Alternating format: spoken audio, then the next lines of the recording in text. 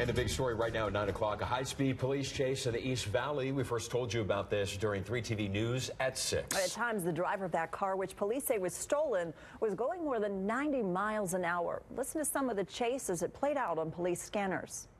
I don't know if I got him with the stick, though, but he hit him. 3 TV's Lindsay Reiser joining us live now to take us through what happened. Lindsay? Well, Salt River police originally tried stopping a couple they believed were in a stolen car. Mesa police then spotted them at Stapley and 8th Avenue in Mesa. The car then sped off.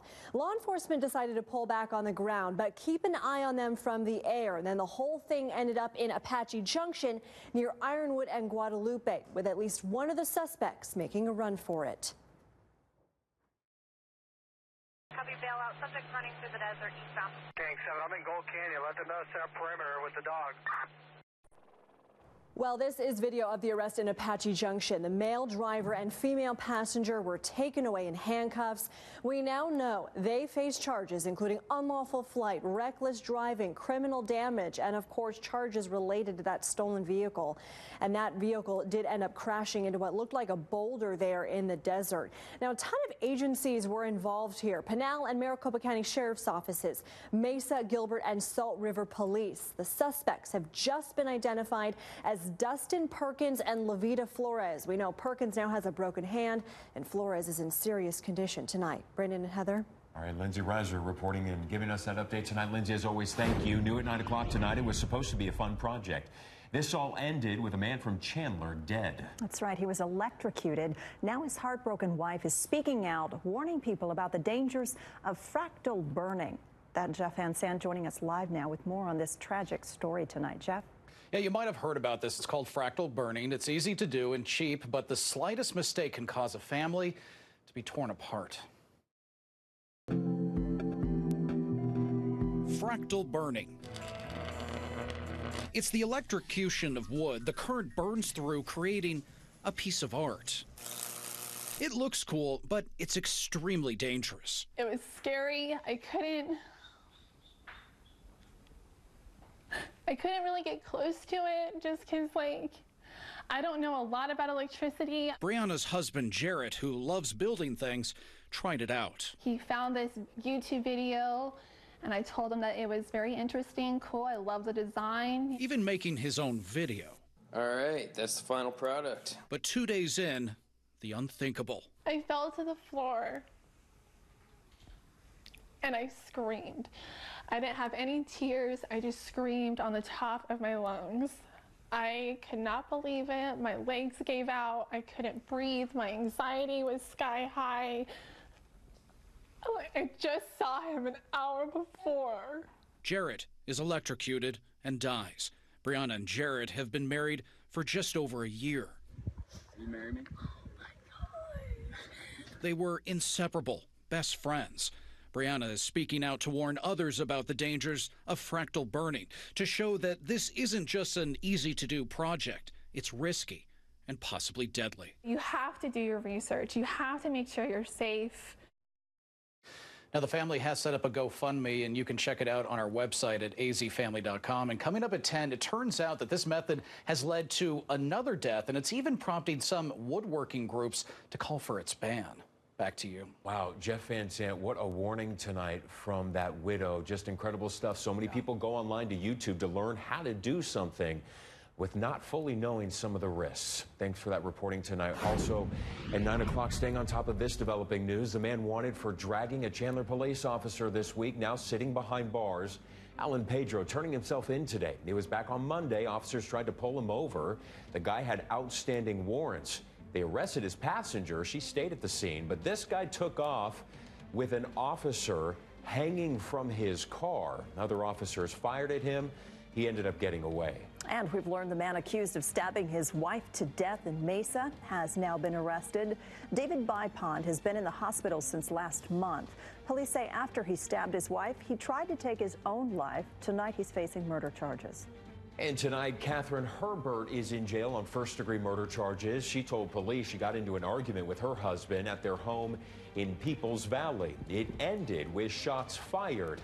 It took the woman 2 days before she finally turned herself in. She reportedly spent those 48 hours praying at church, sleeping, and cleaning the house. Unbelievable. In other developing news tonight, police are trying to figure out what happened to a Phoenix businessman who was found dead inside his home. Detectives have been working this scene for hours, searching for any kind of leads. The homeowner was found tied up and beaten to death. Police say the victim was 48 years old and ran some sort of wholesale car business on his property. So far, police do not have any suspects. It's so close to my family, to my kids, and it's very alarming and a very sick world. Phoenix police say they will be out at this scene for the next few hours. A story that's happening right now. 32nd Street in Southern is back open tonight. Police closing it for several hours earlier today to investigate an officer-involved shooting. An officer shot a man suspected of stealing a produce truck and then pointing a gun at officers.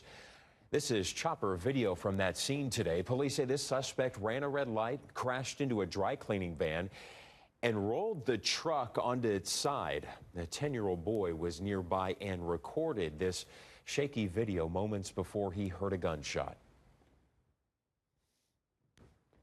I'm so glad he's okay, so glad. I don't want my kids to ever have to witness things like this, but now it's more often a part of life. The cops started yelling at the dude to get out of the truck, and then he wouldn't get out of the truck, so they started taking cover behind things.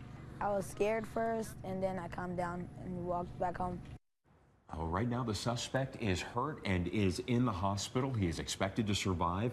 The driver of the van has minor injuries. No officers there were hurt. New tonight, a pair of robbers goes toe-to-toe with a Scottsdale jewelry store owner who's not going down without a fight. No, he's not. The violent heist caught on camera. You're about to see it. Carissa Planoff joining us live near Via Linda and Shay with a look at some of this surveillance footage tonight. Carissa.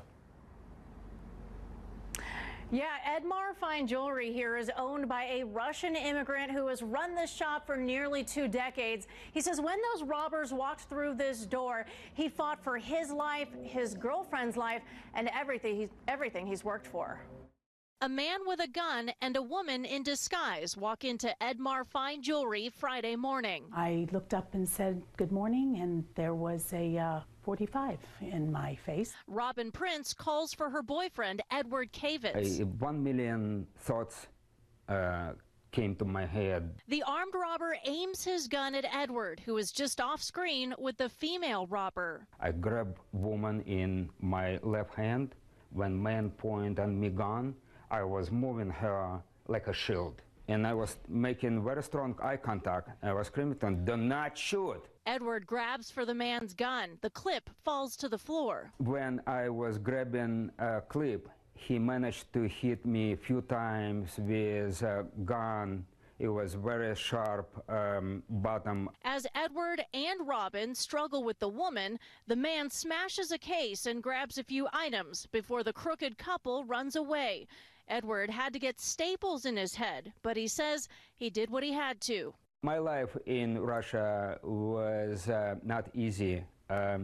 In socialist country, you're trying to survive, work honest, and don't put other people in a danger. Edward and Robin are moving on thanks to supportive customers and added security measures. They didn't know that they will meet that Russian pit bull. He wasn't just going to roll over and let someone take his neighborhood business that he built hard. Well, that pair of robbers is still on the loose. So if you have any information on this case, please call Scottsdale Police. Reporting live in Scottsdale, Carissa Planoff for Arizona's Family. Carissa, thank you. And now at 9 o'clock, Scottsdale police are lighting a fire under a cold case, hoping to track down a fugitive. They released this new age-enhanced photo of Gloria Schultz. She's been on the run for more than 2 decades since driving impaired and hitting another car head-on, killing a 21-year-old by the name of Angela Marr. Schultz was seriously hurt but took off shortly after this court appearance. I wonder how she could live with herself, because every day she gets up, and every day my daughter's been dead. Schultz was tried in absentia and found guilty of vehicular manslaughter. Gloria Schultz would be 55 years old today, and if you know anything about this case, please call call Silent Witness. You know, we cover a lot of stories about Silent Witness, which uses the public's help, right, to track down some of those wanted criminals. It's a partnership with county, state, and federal law enforcement. And folks, this program works. Silent Witness averaged 3 felony arrests every week in 2017 for a total of 141 arrests. Those include 13 homicide suspects, 28 robbery suspects. As you know, they rely on tips from the community, and they pay out cash. However, not everyone claims their reward, so now they're launching a new program called Catch 22. 22 wanted criminals in 30 days.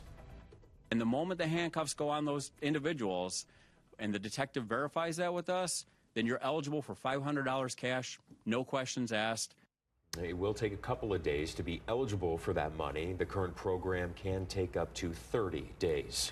Tonight, all new at 9 o'clock, Scottsdale police are investigating an assault inside a boys' locker room at Chaparral High School that sent one student to the hospital. Principal of Chaparral sending home a letter to parents today saying in part, "We are fully cooperating with the Scottsdale Police Department as they investigate the incident. When the police investigation is complete, we will determine the appropriate action regarding the students involved." Both Chaparral High School and the Scottsdale Unified School District say they do not tolerate violence. Former Sheriff Joe Arpaio is firing back at Senator Jeff Flake today. On Fox and Friends, the former sheriff said Senator Flake, quote, didn't have the guts to face the people to get reelected. The former sheriff announcing his run yesterday. Senator Jeff Flake says that he will not support Arpaio, even though they're both Republicans. Right now, the former sheriff hasn't even filled out all the official paperwork with the Arizona Secretary of State's office.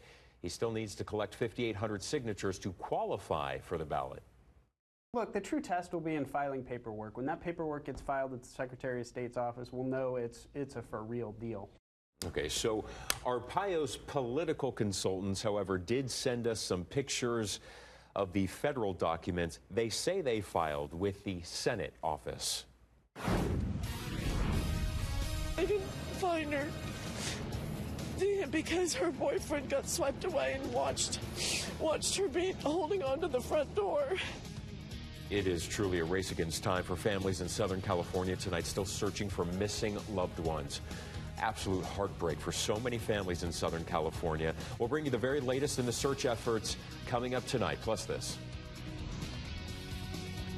I feel this is direct targeting of some of Arizona's most vulnerable youth, and who is next? Valley City is about to get its first medical marijuana dispensary. It's going to be just steps from a learning center for kids with disabilities. But the city says it is totally legal. One Walmart location getting some extra attention tonight. What was found flying through the aisles of this store? Coming up.